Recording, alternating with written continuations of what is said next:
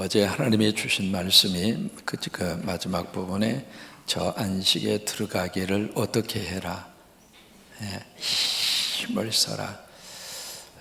여러분께 설교를 들으시고 좀 잊어버려 주셔야 제가 또 써먹습니다. 그냥 안식이 아니라 누구 안식, 저 안식. 우리가 성경 읽어갈 때요, 문자 하나하나, 단어 하나하나 속에도 하나님의 역사와 하나님의 은혜가 있습니다. 그래서 그냥 이렇게 슬쩍슬쩍 지나가시면 안 돼요. 그러니까 저 안식에 들어가기를 어떻게 해라? 힘을 써라. 오해하시면 안 됩니다. 안식을 내가 얻어가는 거구나, 안식을 내가 쟁취하는구나. 그게 아닙니다. 그 안식을 들어가도록 힘을 쓰는 것조차도 성령의 역사입니다. 그래서 안식이 뭔가 여러분 이번 교회에 꼭 개념 정리를 분명히 하시기를 바랍니다. 안식이 뭐라고 그랬죠? 내 문제와 고통과 어려움을 주님에게 맡겨드리는 것, 그게 이제 안식입니다. 내 문제와 고통과 어려움을 주님에게 맡겨드리는 것. 시작. 그게 안식입니다. 궁극적인 안식은 어디죠? 천국입니다. 근데 거기 그 안식에 들어가도록 힘을 써라. 그래서 그 다음에 오늘 그 본문 앞절에 왜냐하면 이라고 하는 부분으로 이어지거든요. 11절에 왜냐하면 이는 이라고 하는 뜻이에요. 11절에 누구든지 저 순종하지 아니하는 본에 빠지지 않게 하려 합니다. 여기 순종하지 않은 행동을 했던 조상들이 있었다 이 말이에요. 그러니까 그들이 보여준 그 행동 너희는 되풀이하지 말아라, 거기에 빠지지 말라. 그게 이해가 되셨어요? 그러니까 앞에 있는 조상들이 하나님이 말씀하셨는데 그 말씀을 불순종해서 못 들어갔다. 근데 너희도 어떻게 하나님 말씀에 불순종해서 똑같은 실수를 반복하려고 하느냐? 그러지 말라, 그 이야기예요. 이해가 되셨어요? 그리고 나서 오늘 본문을 주신 겁니다. 이게 히브리서를 여러분 읽으시다 보면 오늘 본문 말씀이 참 유명한 말씀이죠. 이 본문만 턱 띄어서 암송하기도 하고, 하나님의 말씀은 살았고 운동력이 있어서 좌우의 날선 어떤 것보다 이리하여 심령이 골수록 혼다를 찔러주리까지 합니다. 아멘! 하고 끝나는데, 그것도 물론 우리가 필요하겠습니다만 왜 이 말씀을 주셨는가? 거기에 대한 분명한 해석과 거기에 대한 분명한 이해가 먼저 돼야 돼요. 그래야 그 말씀을 주신 그분의 뜻과 그분의 생각을 우리가 그대로 붙잡으면서 살아갈 수 있습니다. 그렇지 않으면요, 성경을 내가 필요한 대로 취사 선택하잖아요. 그러면 인숙적으로 성경을 자기 편리한 대로 성경을 끌고 가요. 오늘 12절에 말씀을 주시는데 그 말씀 전에 중요한 단어 하나가 사실은 이제 우리말 번역에서는 그게 다 드러나지를 않습니다. 원래 이제 문장이라고 하는 것은 앞문장과 뒷문장을 계속 이어가게 되어져 있거든요. 그게 이제 조사라든지 관계대명사라든지 어떤 부사라든지 이어져 주는 말씀이 있거든요. 앞문장과 뒷문장을, 그것을 이제 살려서 같이 이어져 가야 되는데 원문에는 그게 되어 있습니다만은 우리말 번역에서는 그게 충분하게 드러나지 않는 부분들이 간혹 있어요. 대표적인 케이스가 오늘 12절입니다.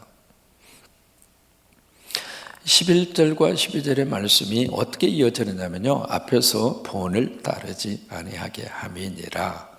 그리고 나서 12절의 말씀을 하시는데 영어로는 이제 그렇게 되어 있어요. 영어로는 for라고 하는 단어를 쓰고 있고요. 이것이 한국말로 번역하면 왜냐하면이라고 하는 뜻이에요. 그러니까 앞문장에 대한 이유와 설명입니다. 그 설명을 위해서 12절의 말씀을 주신 거예요. 그러니까 11절까지 딱 끝나고 12절의 말씀을 새로 딱 하고 던져준 것이 아니라 11절의 말씀까지의 그 내용을 이어받아서 왜냐하면 12절 때문이다. 그러면 12절의 말씀을 왜 주셨을까? 히브리서 3장과 4장을 쭉 우리가 같이 읽으셨는데요, 거기에 보면 시편 95편 말씀을 몇 번 인용을 했느냐면 7번 인용합니다. 히브리서 3장과 4장에서 4장에서도 시편 95편의 말씀을 인용하거든요. 그러니까 앞에서 그 말씀을 쭉 인용을 합니다. 인용을 하는데 그 성경에 대해서 3장에서는 뭐라고 말씀을 하고 있는가? 누가 일렀으되 성령께서 일렀으되 이렇게 인용을 해요. 그 다음 중간 부분에 가서는 성경에 일렀으되 이렇게 말씀을 인용을 합니다. 그러면서 시편 95편의 말씀을 7번이나 쭉 인용을 하는 거예요. 인용을 하면서 자 보자, 하나님 말씀이 어떤 결과를 가져왔는가. 그러면서 이제 너희가 다시 그 조상들처럼 똑같은 실수를 범하지 말아라. 하나님의 말씀이 그들에게 주어졌을 때, 그 말씀을 거역했을 때, 그 말씀을 불순종했을 때 어떻게 됐느냐. 그러면서 12절의 말씀을 주시는 거예요. 왜? 하나님의 말씀은 이렇다. 여기서 하나님의 말씀이라고 지금 다시 재해석을 하고 있거든요. 성령께서 이르시되, 그 다음에 성경이 이르시되, 그 다음에는 누가? 하나님의 뭐예요? 말씀. 자, 이 세 가지의 것이 쭉 연결이 되는 거예요. 여기서 한 가지 우리들이 실수할 수 있는 포인트가 바로 여기에 있습니다. 우리가 성경을 읽으시다가 바울이 말하되, 다윗이 고백하되, 여러분 그 표현이 뭐 100% 틀렸다 그렇게 말하기는 어렵습니다만은 하나 거기다 한 가지 꼭 붙여야 되는 게 있어요. 뭐냐면 바울을 통하여 성령께서 말씀하시다. 다윗을 통하여 하나님이 말씀해. 이렇게 가야 정확한 겁니다. 우리는 바울의 말을 듣고 싶은 게 아닙니다. 우리는 뭐 솔로몬의 말을 귀담아 듣고 싶은 게 아니에요. 다윗이 했던 그 고대 사회에 살았던 한 인간의 아브라함의 말을 우리가 듣고 싶은 게 아닙니다. 그 한 인간을 통해서 하나님이 말씀하신 하나님의 말씀, 그를 통해서 성령이 말씀하시는 성령의 음성, 우리는 이 새벽에 그 음성을 듣고 싶은 거예요. 여러분 인정하시면 아멘. 그러니까 그걸 인용을 할 때에도 바울이 말하던 그 정확한 표현이 아닙니다.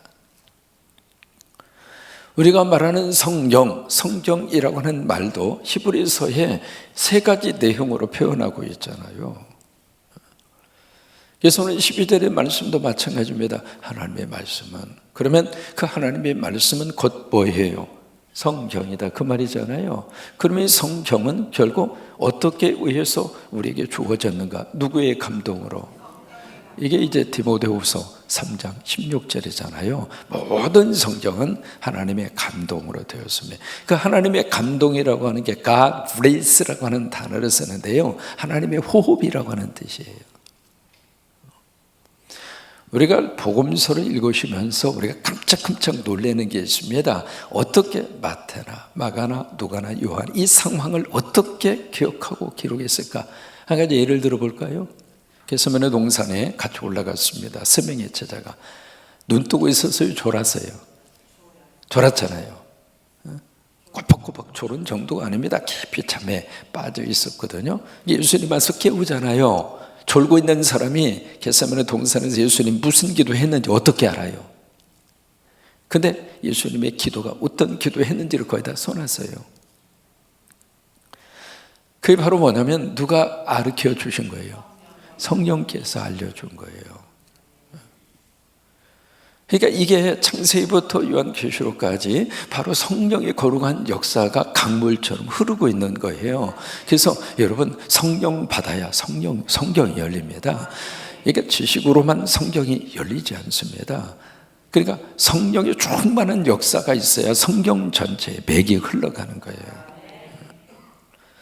그래서 오늘 히브리서 이 4장 12절 유명한 구절인데 여기 하나님의 말씀, 왜 이 말씀을 지금 딱 제시하고 있는가? 봐라, 시편 95편 내가 7번이나 인용을 했지만 그 말씀대로 순종했을 때 안식에 들어가고 그 말씀대로 순종하지 않으면 안식 떨어지지 않느냐, 안식에서 미끄러지지 않느냐, 안식을 들어가지 못하지 않느냐. 그러므로 하나님이 주신 말씀 앞에 아멘하고 순종하자, 그 목적을 위해서 이 말씀을 주신 거예요. 두 가지로 이야기합니다. 첫째로 하나님의 말씀은 첫째로 뭐예요? 살아있다. 여러분 인정하십니까? 성경은요 3가지로 우리에게 말씀하십니다. 첫째로 기록된 말씀, 그걸 성경이라고 합니다. 기록이 되어 있잖아요. 이 성경을 우리가 어떻게 보는가? 우리가 눈으로 먹습니다. 두 번째로 하나님의 말씀, 들리는 하나님의 말씀이 있습니다. 귀로 먹는 말씀이죠. 그게 바로 뭘까요? 설교입니다. 설교. 세 번째로 우리가 입으로 먹는 말씀이 있습니다. 한 달에 한 번씩 하죠. 뭐예요? 성찬식입니다. 기록된 말씀, 그 다음에 듣는 말씀, 먹는 말씀. 같이 한번 해보십니다. 기록된 말씀, 듣는 말씀, 먹는 말씀. 그래서 데살로니가 교회에게 거기서 이제 했던 칭찬 중에 하나가 있습니다. 너희가 나의 말을 들을 때, 그러니까 바울의 설교죠. 그러니까 데살로니가 교인들이 바울의 설교를 들을 때 인간의 말로 받지 아니하고 하나님의 말씀으로 받으매니 진실로 그러하도다. 두 가지 중에 하나입니다. 사람의 말로 받을 수도 있고 하나님의 말씀으로 받을 수도 있고. 근데 그 다음이 중요합니다. 인간의 말로 받지 아니하고 하나님의 말씀으로 받으매니 진실로 그러하도다. 뭐예요? 설교 속에 하나님의 말씀이 있다는 거예요. 설교의 모든 말씀이 다 하나님 말씀이면 얼마나 좋겠어요. 그러니까 설교자로서 이 설교 속에 하나님의 말씀을 담아내야 할 책임이 설교자한테 있는 거예요. 그러니까 설교 속 인간의 말을 자꾸 배제시키고, 그러니까 사람의 말을 그 속에 자꾸 얹으려고 하지 말고 그 설교 속에 하나님의 말씀이 담겨지도록 씨름하고 또 고민하고 기도하고 성경으로 충만하고, 그래서 하나님의 말씀을 설교 그 속에다가 담아내야 할 그 책임이 목사에게 있는 것처럼 여러분들이 설교를 들으시면서 하나님의 말씀으로 듣는 축복이 내 안에 있어야 된다. 근데 진실로 그러하도다. 믿는 자 속에 하나님이 역사하시느니라. 그러니까 설교를 하나님의 말씀으로 받으면 그 말씀이 여러분들에게 복이 됩니다. 이제 그게 듣는 말씀이에요. 그 다음에 성찬식이 먹는 말씀이에요. 근데 그 모든 말씀들이 바로 어떤 말씀인가? 하나님의 말씀이라고 하는 거예요. 하나님의 말씀. 땅의 말이 아니고 사람의 말이 아니고 위대한 한 학자의 말도 아니고 위대한 선인의 말도 아니라 하나님의 말씀이라고 하는 거예요. 그러면서 그 하나님의 말씀이 어떤 특징을 가지고 있는가? 저처럼 어떻게 해요? 살아있다 이 말이에요. 죽은 말씀이 아닙니다. 그러니까 활자화되어져 있는 문자적으로 우리에게 전해진 이 성경 말씀이 그냥 여기에 갇혀서 그냥 기록된 그 말씀 그 자체로 끝나는 말씀이 아니라 이 말씀은 살아있다 이 말이에요. 또 하나, 여기 활력이 있다. 옛날 번역에서는 운동력이 있다 그렇게 표현했습니다. 뭐냐면 영어로 액티브하다 그 말이에요.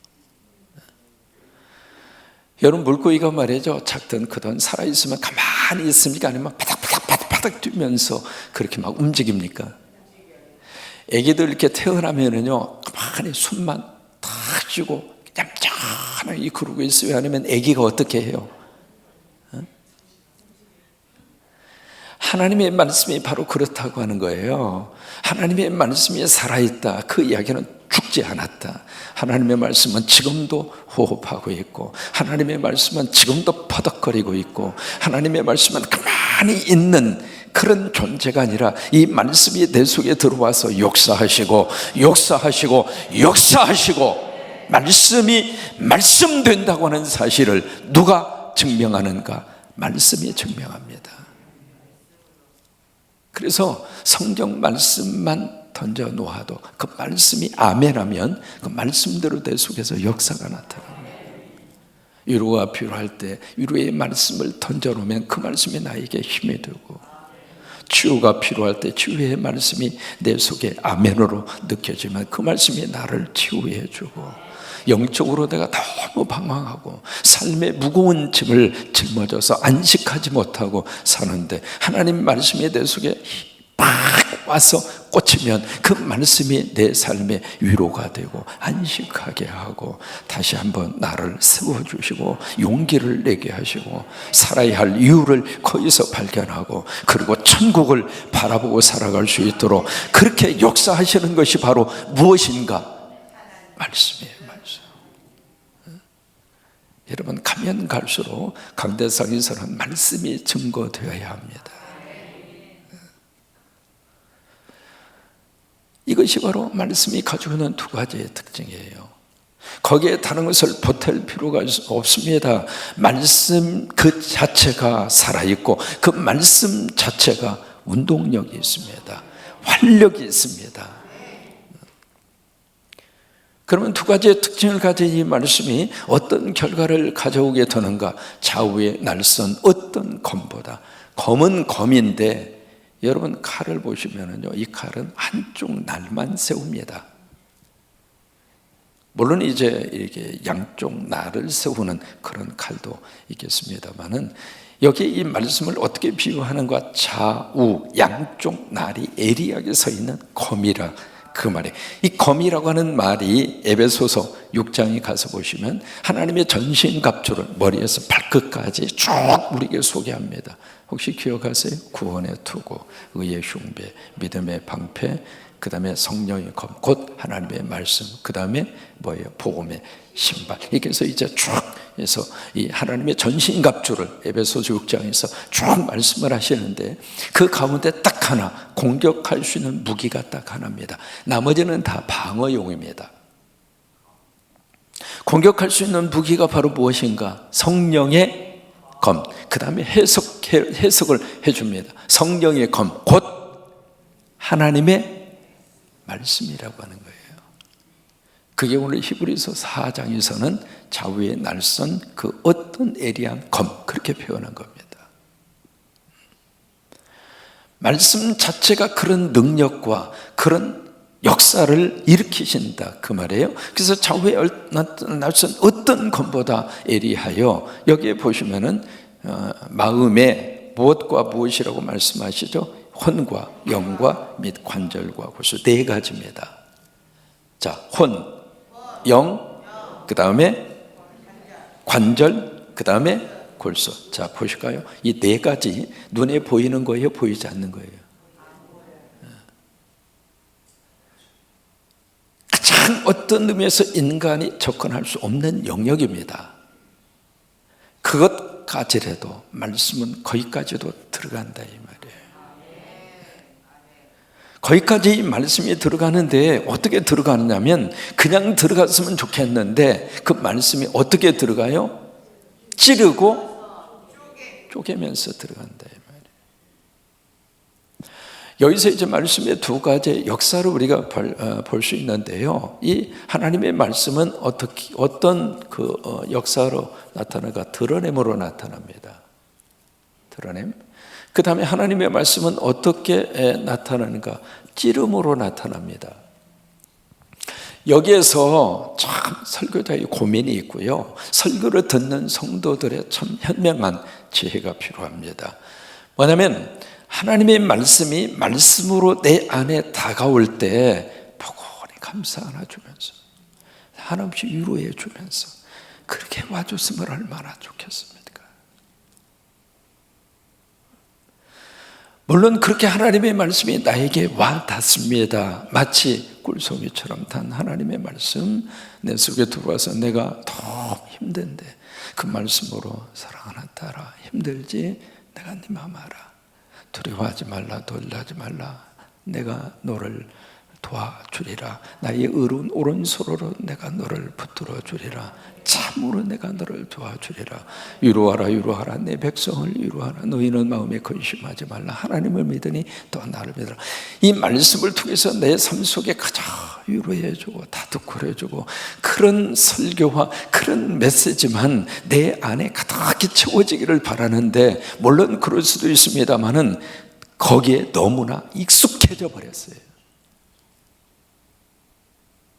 마치 집에서 아이들 양육하실 때 옹야옹야옹야옹야 너무 옹야옹야옹야를 해준 거예요. 교회가